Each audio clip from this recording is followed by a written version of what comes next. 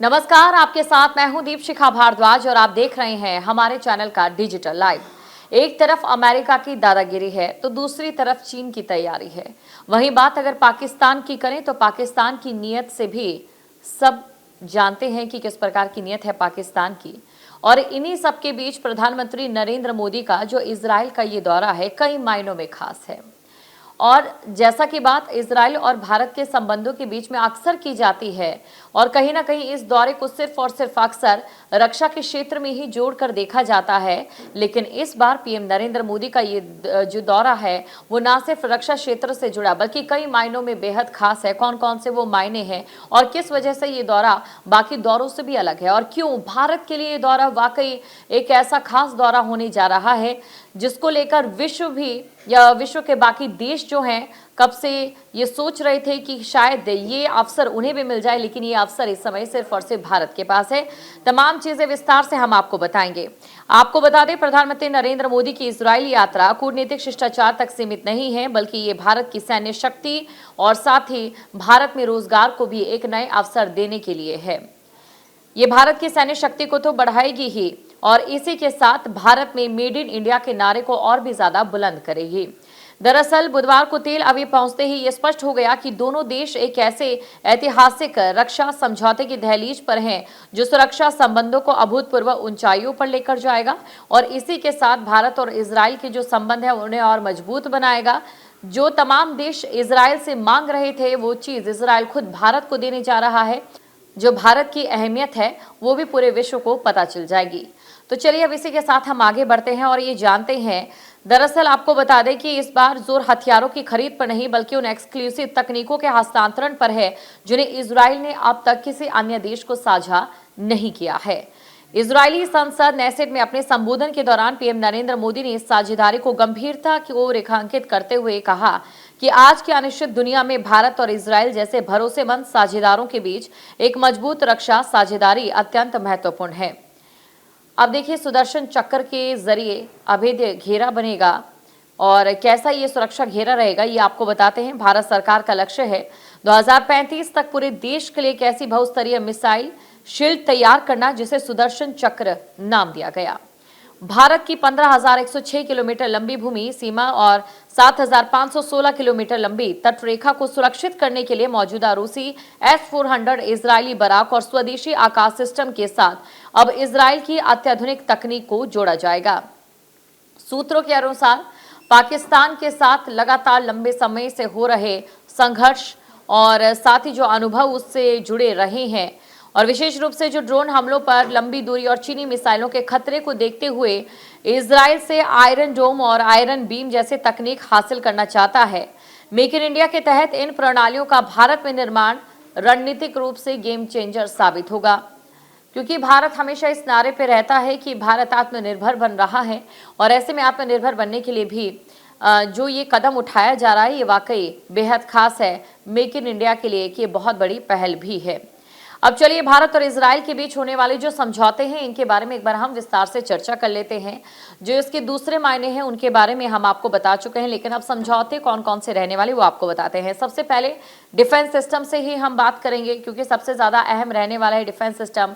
और भारत और इजराइल के रिश्तों की अगर हम बात करें जो डिफेंस का क्षेत्र है वो काफी ज्यादा जो खास है वो दोनों देशों के लिए रहा है। इसके मध्यस्तर अगर हम बात करें, अब देखिए डिफेंस सिस्टम में इजराइल एरोस्पेस इंडस्ट्रीज AIA के arrow missile defence system Rafael के डेविड स्लिंग जो कि 300 किलोमीटर तक मिसाइलों और ड्रोन को रोकने में सक्षम है और लेजर आधारित आयरन बीम पर ध्यान केंद्रित किया जाएगा।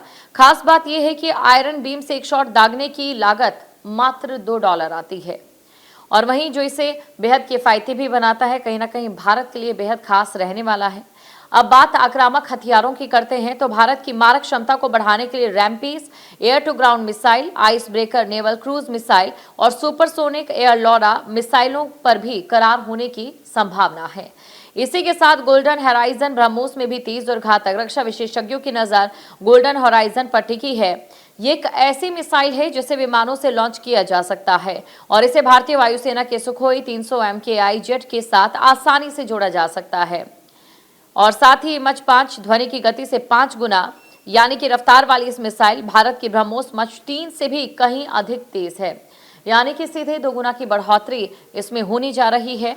और वहीं ये दुश्मन की भूमिगत बंकरों और परमाणु ठिकानों को भी भेदने की क्षमता रखती है। कहां कहां पर दुश्मन के जो बंकर हैं वो स्थित है, उन्हें ढूंढना और उसे भेदना आसानी से ये काम कर सकती है, जिससे इसे इंटरसेप्ट करना लगभग असंभव हो जाता था। वहां पर भी लगातार इसके जो प्रभावी कार्य हैं वो आपको जरूर नजर आ सकते हैं। रक्षा उपकरणों से परे एक बड़ी घोषणा एक नए सुरक्षा गठबंधन को लेकर हो सकती है। इजरायली प्रधानमंत्री बेंजामिन नेतन्याहू ने अपने मंत्रिमंडल को संकेत दिया कि वो भारत को एक गठबंधन के षटकोण के रूप में देखते हैं। इसमें अरब देशों, अफ्रीकी देशों, ग्रीस और बाकी जो एशियाई देश हैं उन्हें शामिल करने की योजना है, ताकि क्षेत्र में कट्टरपंथी ताकतों और अस्थिरता के खिलाफ एक संयुक्त मोर्चा बनाया जा सके, और ये उनकी ओर से कहा गया है। और अगर ऐसा होता है तो वाकई ये समय जो हमारे बाकी देश हैं, चाहे एशिया के हम देशों की बात करें, वहां पर जो एक तरीके की अस्थिरता हमें देखने को मिल रही, उसमें भी काफी ज्यादा एक असर हमें देखने को मिलेगा। तो इजराइल के साथ भारत की होने वाली ये साझेदारी ना सिर्फ रक्षा क्षेत्र में बल्कि कई और क्षेत्रों में भी काफी ज्यादा अहम मानी जा रही है। और अगर बात हम उन क्षेत्रों की करें तो देखिए, आतंकवाद से लड़ने के लिए भी जो ये दौरा है काफी ज्यादा अहम है। इसी के साथ पानी बचाने, ग्रीन एनर्जी और नई सड़क रेल प्रोजेक्ट यानी कि IMEC कॉरिडोर में भी मदद करेगी।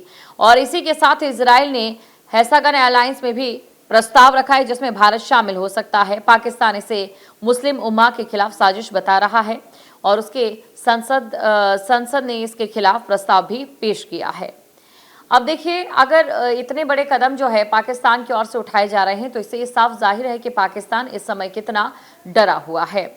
तो $10 बिलियन की डील में कौन कौन से हथियार हैं वो शामिल हो सकते हैं, इसके बारे में भी हम आपको बता देते हैं। बराकेट मिसाइल, दुश्मन या प्लेन या मिसाइल जो 100 किलोमीटर दूरी से ही मार गिराती है। दुश्मन का प्लेन हो या फिर मिसाइल हो, 100 किलोमीटर की अगर दूरी भी हो तो इसे आसानी से मार गिरा सकती है। भारत की नौसेना और थल सेना में ये इस्तेमाल की जाती है। और इसी के साथ स्पाइस 1000 ये सामान्य बम को भी स्मार्ट बना देती है और 100 किलोमीटर दूर से लेजर गाइडेड बॉल की तरह ये निशाना लगाती है। और इसी के साथ रैम्पेज है, जो कि सुपरसोनिक मिसाइल 250 किलोमीटर दूर दुश्मन के बंकर को बेहद गति से तोड़ देती है। 250 किलोमीटर की इसका जो स्ट्राइक रेट है वो काफी ज्यादा खास इसे और बना देता है। एयरलॉरा की बात करें तो फाइटर जेट से छोड़ी जाने वाली ये मिसाइल 400 किलोमीटर दूर दुश्मन को कंगारू की तरह उछाल कर मार देती है। और इसी के साथ आइस ब्रेकर है, आकाश में छिपा निंजा टॉर्पीडो 300 किलोमीटर तक उड़ता है, AI से दुश्मन को पहचानता है और समुद्र में जहाजों को डुबो देता है। स्पाइक ATGM जो कि छोटा तीर जो टैंक को 1 से 30 किलोमीटर दूर से मारता है, फायर एंड फॉरगेट सिस्टम पर यह काम करता है। और इसके साथ ही IWI चेवोरी और नेगेव हल्के मजबूत राइफल और मशीन गन सैनिक के लिए पूरी तरीके से परफेक्ट है।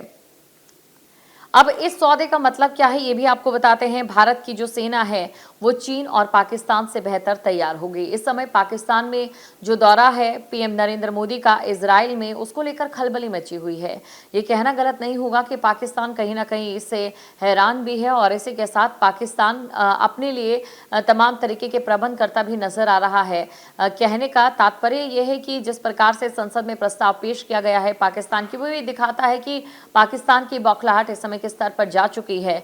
और चीन की अगर हम बात करें तो चीन भी पहले से ही तैयार रहता है। तो ऐसे में ये जो सौदा भारत और इजराइल के बीच में होने वाला है, ये दोनों देशों की तैयारियों को देखते हुए काफी ज्यादा अहम है। और इसी के साथ देखिए, सबसे बड़ी बात की जो ये हथियार हैं ये भारत में ही बनेंगे, जिसकी वजह से रोजगार बढ़ेगा और आत्मनिर्भर भारत मजबूत होगा। जो टेक्नोलॉजी है उसे स्थानांतरित किया जाएगा, यानी कि ये जो आदान प्रदान है जिसके लिए तमाम देश काफी समय से कोशिशें कर रहे थे, वो सिर्फ और सिर्फ इस समय भारत के पास एक बड़े अवसर के तौर पर है। नया गठबंधन की अगर हम बात करें, IMEC कॉरिडोर, हेक्सागन अलायंस व्यापार और सुरक्षा में एक नया और अहम रास्ता है। और जाहिर तौर पर पाकिस्तान पर भी अब एक बड़ा दबाव यहाँ पर बनता नजर आ रहा है। और अब भारत के पास आधुनिक हथियार और भी ज्यादा होंगे। हालांकि इससे पहले भी भारत के पास कई ऐसे आधुनिक हथियार है जो कि हमने 2025 में भी देखा था, जब भारत की ओर से पाकिस्तान पर हमला किया गया था। कुल मिलाकर PM नरेंद्र मोदी का ये जो दौरा है सिर्फ हथियार खरीदने तक सीमित नहीं है, सिर्फ रक्षा क्षेत्र तक सीमित नहीं है, बल्कि वैश्विक रणनीति के लिए भी PM नरेंद्र मोदी का इजराइल का ये दौरा कई मायनों में खास है।